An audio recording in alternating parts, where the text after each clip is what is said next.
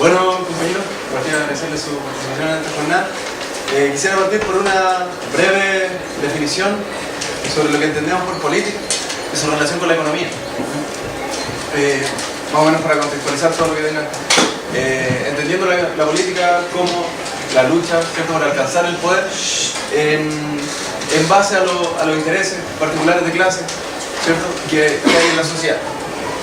Ya, en base a eso, entonces, es que veré el tema del diagnóstico del estado de la economía chilena para la década del 60, 70, comienzo del 70, y las soluciones que plantean distintos actores de la izquierda para alcanzar el desarrollo y superar esa problemática.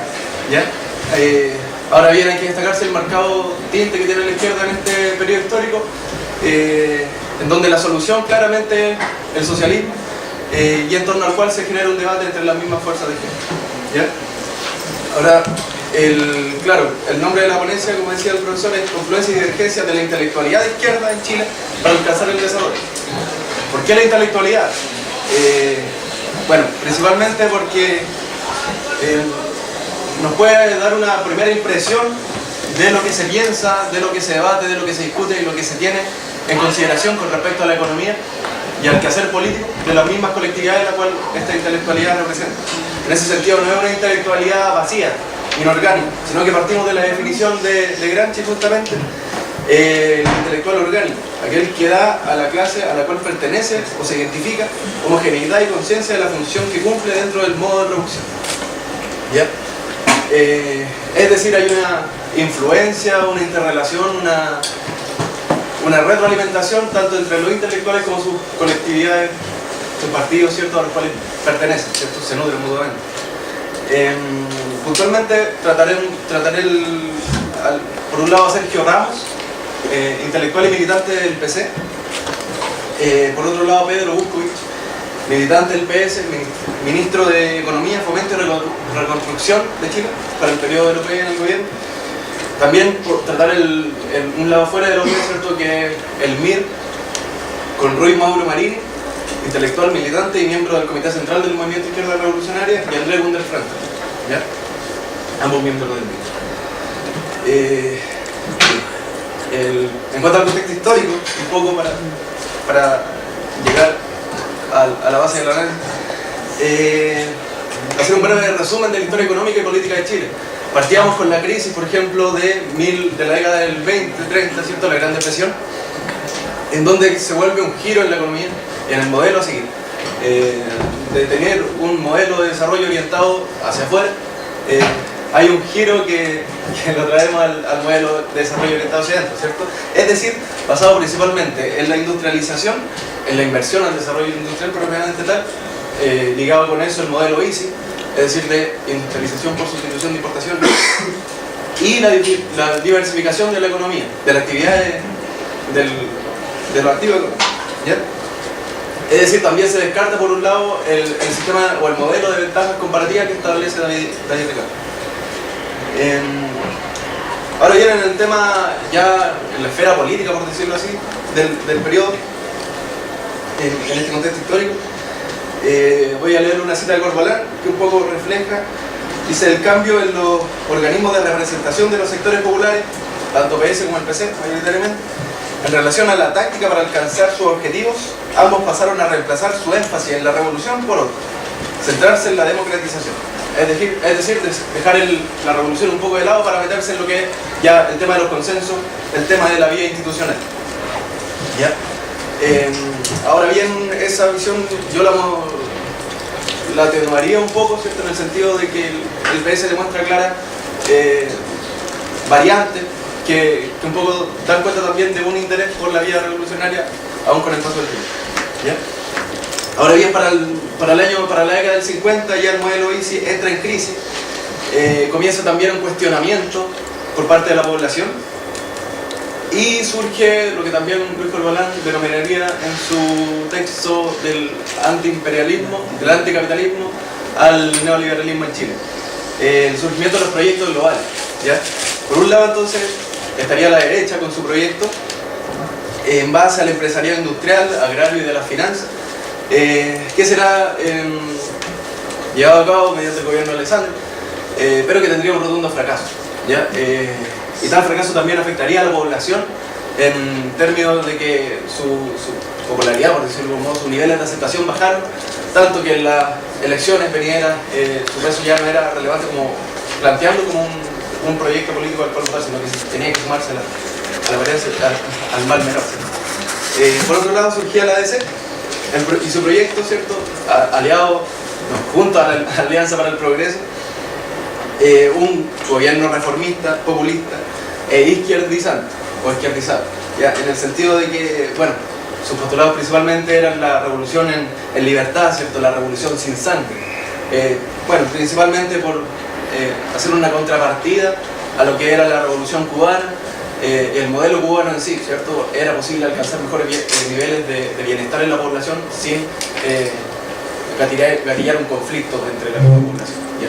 Es una vía pacífica para alcanzarlo en ese sentido. Bueno, y lo que intenta también la Alianza para el Progreso mediante sus contactos y sus influencias que empieza a ejercer en Latinoamérica, que no se propague el populismo y la idea de no se replique el modelo de la revolución cubana. Ahora bien, para el año 60 ya el tema adquiere un carácter mucho más confrontacional, ideologizado y anticlasista, ¿ya? Comienzan a visorarse el fin de los consensos.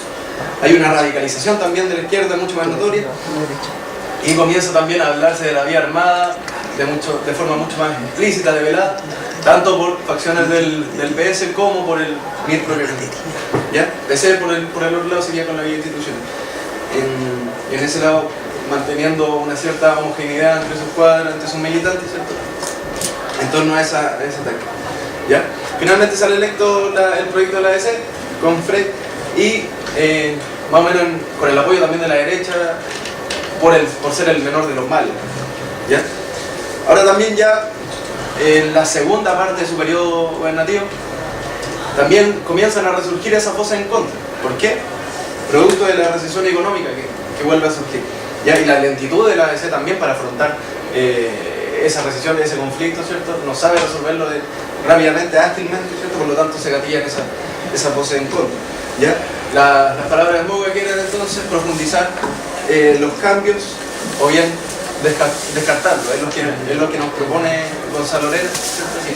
Llega un minuto en que o bien el proceso de transformaciones lo agudizamos de tal forma de que se concreticen y realicen un cambio de verdad en la sociedad, o bien lo dejamos de lado por otro que pueda haber otra alternativa, ¿cierto? Es decir, o bien profundizamos en vía del socialismo, o bien volvemos al modelo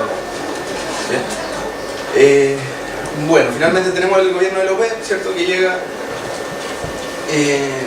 mediante la elección del 70 con la candidatura de Allende, y comienza un cierto aceleramiento en la transformación estructural basada principalmente en un mayor control estatal de la economía, por ejemplo, entre otros elementos, ¿ya? Teniendo un poco esa base, quisiera adentrarme al diagnóstico que hacían los intelectuales de la izquierda, ya mencionado anteriormente, sobre el estado de la economía, ¿ya? En cuanto a Sergio Ramos, por un lado, tratado principalmente sobre su texto Chile, una economía de transición. Veía justamente eso, en la coyuntura, una situación de transición, un contexto de transición. ¿En qué sentido? En que, como en todas las crisis, ¿cierto? Si bien salen las partes afectadas, también se abre una posibilidad, se abre una puerta de cambio, de profundizar y agilizar una alternativa diferente en los momentos de crisis, ¿ya? Ahora, también en su análisis, bueno, ahí un poco detallar lo que él entendía y lo que propagaba en cuanto a la situación de la economía. El modo de producción dominante, a pesar de que existiera un modo alternativo paralelo, ¿cierto? Y que dominaba, ¿cierto?, era el capitalismo, ¿ya? Había una denotada tendencia al estancamiento desde 1967, es decir, un agotamiento del modelo reformista, ¿ya?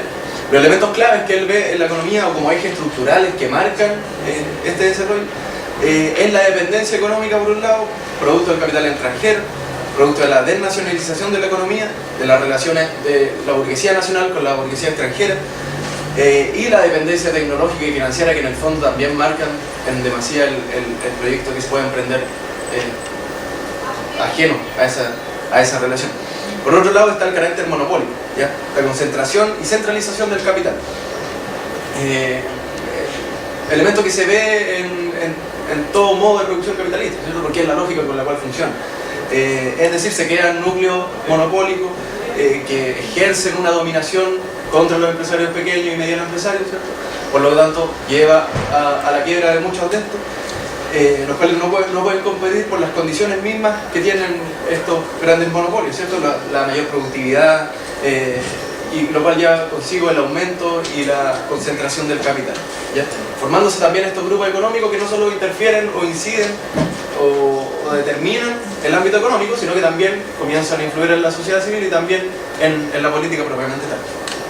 Y ahí finalmente, uno de los caracteres estructurales es el capitalismo monopolista de Estado, como lo señalé. ¿En qué sentido? En que el Estado mismo es el que permite la reproducción de ese sistema, ¿ya? En resumen, citando aquí ya textual a Sergio Ramos, la economía chilena puede caracterizarse en pocas palabras como una economía monopólica, capitalista de Estado y dependiente, ¿ya? Ahora también agrega a esos caracteres estructurales unos caracteres de funcionamiento que son la distribución del ingreso, la mala distribución del ingreso, la inflación, el desempleo, el estancamiento, etc. Todos estos elementos actuarían de forma interrelacionada, ¿ya? Y se potenciarían uno a otro. Ahora bien, en cuanto a las soluciones que plantea el mismo Sergio Ramos, por un lado dice que hay que atacar uno a uno los rasgos estructurales antes mencionados, ¿ya? Por otro lado, generar una lucha antiimperialista, ¿ya? Cuestión que con el tiempo ya comienza a atenuarse. Estas palabras hoy día no las vemos, no hay una lucha abierta contra el antiimperialismo, al menos en las cúpulas o en la izquierda ya parlamentaria, ¿ya? También, aquí este elemento lo destaco porque se liga con lo que trataré más tarde, generar una alianza, ¿ya?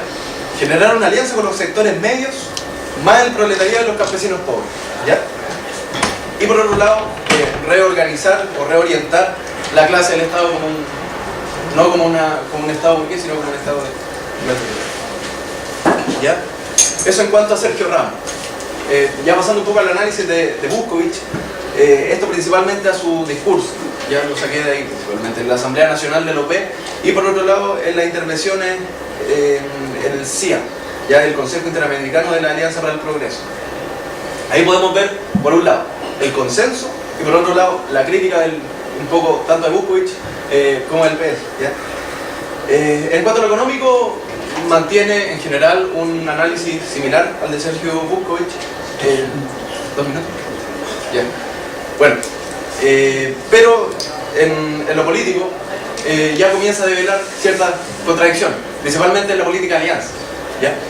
Critica que la revolución se haga desde arriba, critica el hecho de que la alianza se haga popularmente y que no se haga en base a cooptar a los bandos medios, a la población de sectores medios, ¿cierto? Lo mismo que hace Luis Mauro Marini y lo mismo que hace también Andrés Bundefrank. Critica al PC y también al OP, porque más o menos la línea que sigue el OP es de justamente dejar de lado a los sectores medios y generar una política de alianza con la DC, que lo denomina ellos, Luis Mauro Marini y Andrés Bundefrank, como un partido burgués, de esencia burguesa, que ha sido demostrado por su mismo actor histórico, su desarrollo histórico como partido. Ya un poco cerrando ese análisis y haciéndolo ya sintético brevemente, lo que se ve es un acuerdo más o menos en la situación económica. En lo político hay diferencias muy tangenciales en cuanto al que hacer, tanto al interior del OP como afuera del OP. Eso sí, si bien Mulián, por ejemplo, plantea que hay un consenso siempre en el OP, estas críticas del PS a veces demuestran un poco lo contrario y más bien demuestran una influencia del PC en el OP. ¿Ya? Ahora bien, ¿por qué analizar este tema un poco? Claro, hoy día, ¿cuánto hablamos de dependencia económica? ¿Cuánto hablamos de monopolio? No están estos temas en el debate. Es necesario plantearse nuevamente para estudiar estos temas, para emprender una nueva tarea para alcanzar el desarrollo entendido no como crecimiento económico, que es como se entiende hoy justamente, sino que como una mejora sustancial en los niveles de vida de la población.